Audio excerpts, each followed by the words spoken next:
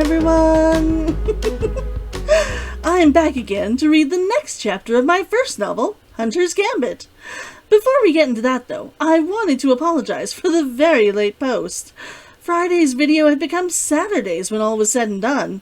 And while I don't think any of you minded, I am trying to keep to a schedule, so it's more of a minor failure on my part. To be honest, I'm bringing it up because I also wanted to talk about it, just a bit. I loved doing this video, of course. I really enjoy playing Black Desert. Yes, even when I'm riding through Murder Alley and getting myself killed. Heck, I've even had fun coming back fully loaded and getting killed a few more times, trying to get some satisfying revenge on my killer, since it's almost never just one guy doing it. The rest are just hiding until a full party comes by. Back on track, though. That video took me an hour and a bit to record, and nearly 3 or 4 times that long to edit. I then went to sleep and figured I would hit post on it when I woke up. 6 hours later, it was only 60% finished. In a fit of annoyance, I cancelled it, hoping that it was just a bum upload and that it would upload faster the next time. Unfortunately, it was uploading at the same speed afterwards. It took literally 10 hours to finish uploading to YouTube, and another hour or 2 to process it. I've put long videos up before, but nothing that's taken that long. While this reminded me that I should always have my videos finished much earlier, it also occurred to me that I had titled the show Milk Run, which in military terms is usually an objective where you don't think you're going to have any real resistance to achieving your goal. With my goal being to post on time, I'd also assumed that it would be a milk run. An hour or 3, but no more. I got hit hard there, which was an irony and funny on its own, something I thought that you would appreciate hearing. I'd also like to quickly add that I am enjoying the process, even though watching this one upload was driving me rather batty. But I also thought of a lot of places I could have cut it down even more, sped up stuff, and I have a whole list of things to remember for next time. This is all new to me, and I'm loving that my brain is starting to think about exactly how I can cut it later to make it better. I can't wait to start doing this sort of thing while I'm recording, to make the recording part easier as well. On the back end, it also means that I'm improving and learning with every video right now. Little recording tricks and ways to edit, like with my writing. It's all a learning experience, and I'm here for it. And moving on. In Chapter 5, we got our first chapter by a character, other than Kazunaha. Richard woke up in an unknown healer's house. He remembered being injured, and realized that he was going to be out for quite a while. He remembered having to defend himself in the road, and thus, when he heard 2 men fighting outside, he pretended to still be asleep when they came in. Later, when Richard was being fed some medicated soup, he asked where he was, and a bit about the trouble he was in. He also found out that the woman who had saved him from the thugs in the end was real. Not an avatar of his goddess Christabel, but a real woman who lived in Hidan, and decided he had to meet her. Now, on with the story. Okay, let me just pull my book up here. There we go. Now, finally free, Kazunaha thought. The week-long house arrest had nearly driven her mad. It had been years since her sister had tried to punish her for anything, let alone enforce it. Berate her, yes. Kazunaha would have simply left, but the sheriff and his men were still looking into everything that had happened. She didn't want to make things worse for the foreigner when things were already bad enough. 4 men dead, even strangers in a city as small as Hidan, was 4 too many. Kazunaha was just glad they'd cleared her name of the charge. She had helped Richard. That was all. If that had been it, why was she waking up at night, tasting the blood in the air, as if it had just happened? She wished the rest of the town could see it her way. The church people were the worst. They had all come by the house, sure that she would need their aid in vanquishing the demons in her mind. Everyone else stopped talking when she came near, only to start back up again as soon as she was past. By the time she reached Deckard's house, she was on edge. She wasn't a popular person to begin with. Whatever reputation she'd had before now, this was it. Aid to a murderer. She knocked sharply, trying to clear her mind of maudlin thoughts. A moment later, Deckard opened the door and frowned when he saw her. "Are you hurt, Kazunaha?" She had incredible health, avoiding nearly every cold or chill that swept the town. He'd always said that she had the vitality of a stag. "No," she said. "I came by to see how the man I saved, is doing." He regarded her silently, and then opened the door wide, inviting her inside without saying a word. She stepped in, and he gestured to the kitchen table. Deckard sat down across the table from her. "He's sleeping now, but we can talk. He was injured. Badly. The bolt did a lot of damage.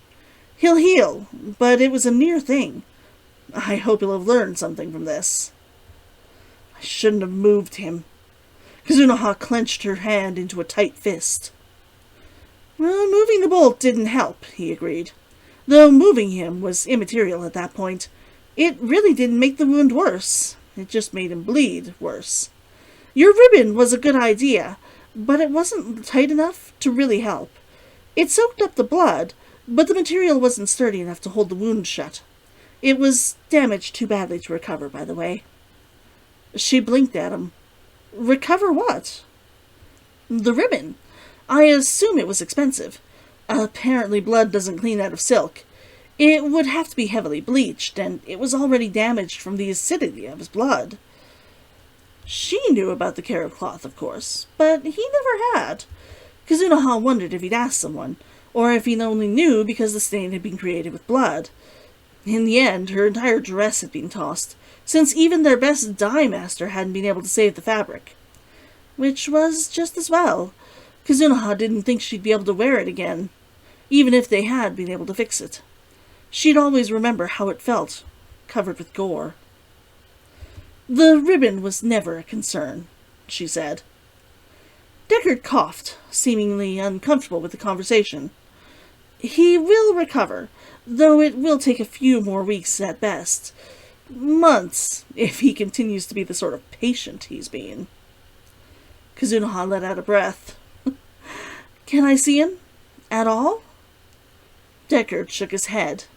"At this stage, it would be best to let him rest as much as he can. He should be able to handle visitors in a few more days. I can send you some notice when he is, though you probably shouldn't come again." Kazunaha's temper flared. "And why is that?" He stared at her.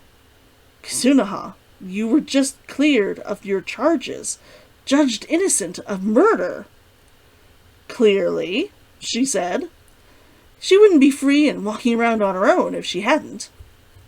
Deckard glared at her, and then nodded behind him to the healing room. "He hasn't." Kazunaha thought that once she'd been cleared, he would be too. She shook her head. "Why not? People attacked him in the middle of the road." "There are witnesses who say that he drew first." She wished any one of them had come forward to help her carry Richard for healing. He was nearly a foot taller than her, and weighed considerably more than she could carry comfortably.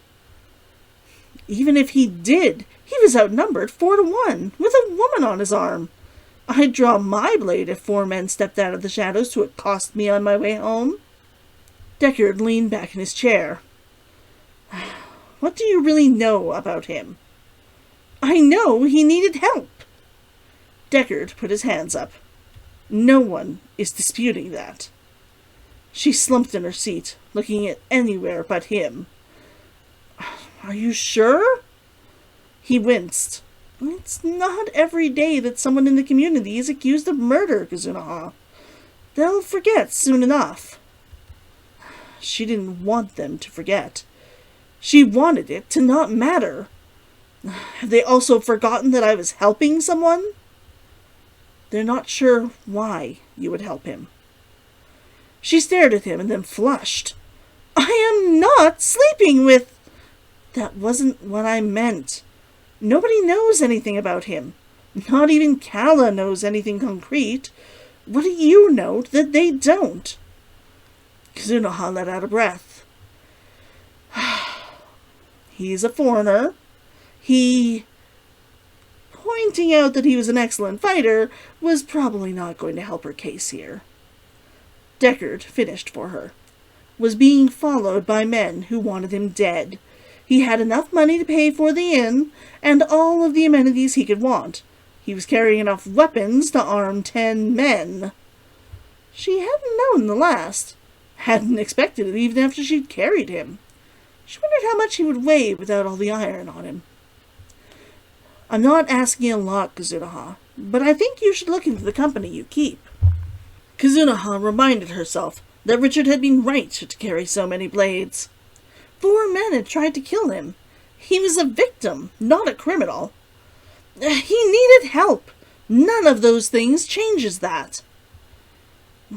Just take care of yourself. That's all I'm asking. She took care of herself. No one else ever had. I always do. Out in the streets, the air seemed colder than it had before.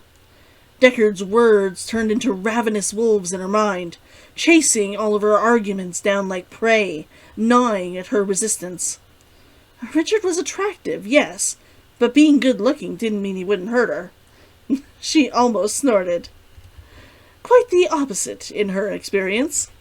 The good-looking ones were the ones most likely to end up hurting her. He was very good with his weapons.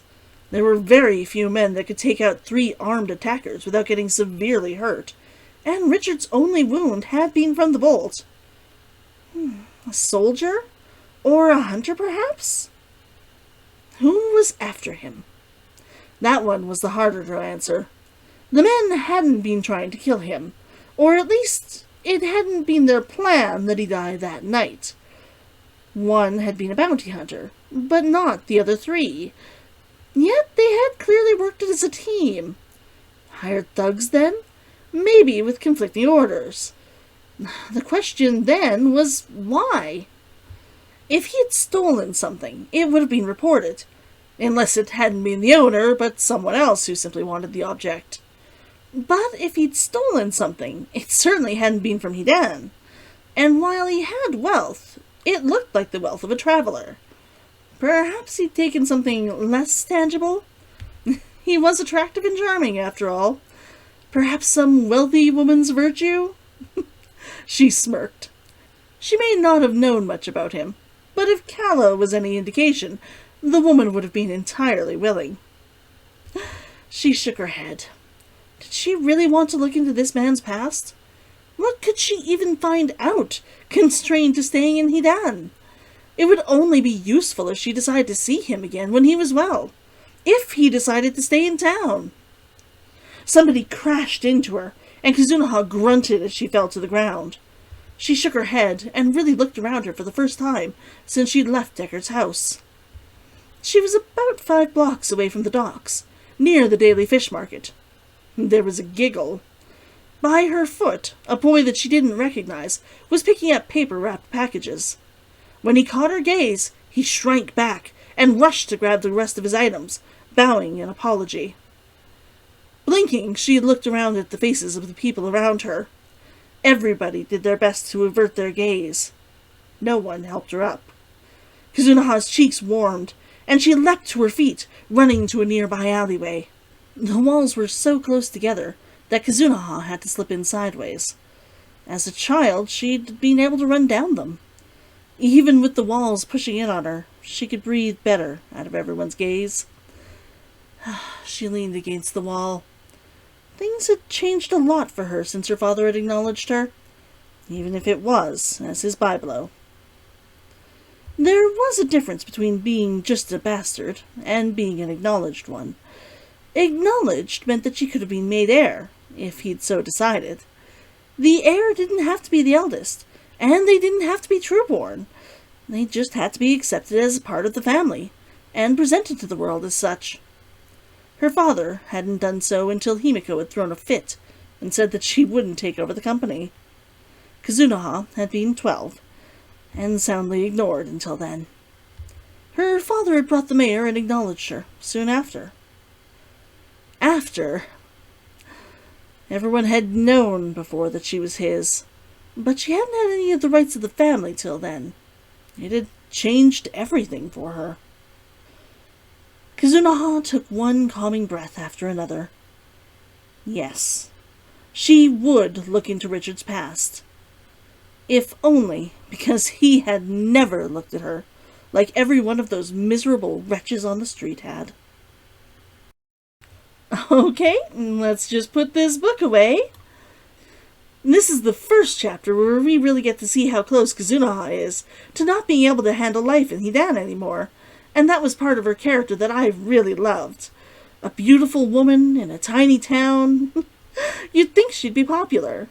But to have everyone turned against her for reasons that she can't even truly identify, even if we can, is hard. It was tough to write this scene for me, even if I loved the way that it turned out. And I think that's going to be it for right now. I'll be back on Friday, and I think it's going to be going into my writing tips again. A nice shorter show where we discuss one way to make your writing even better.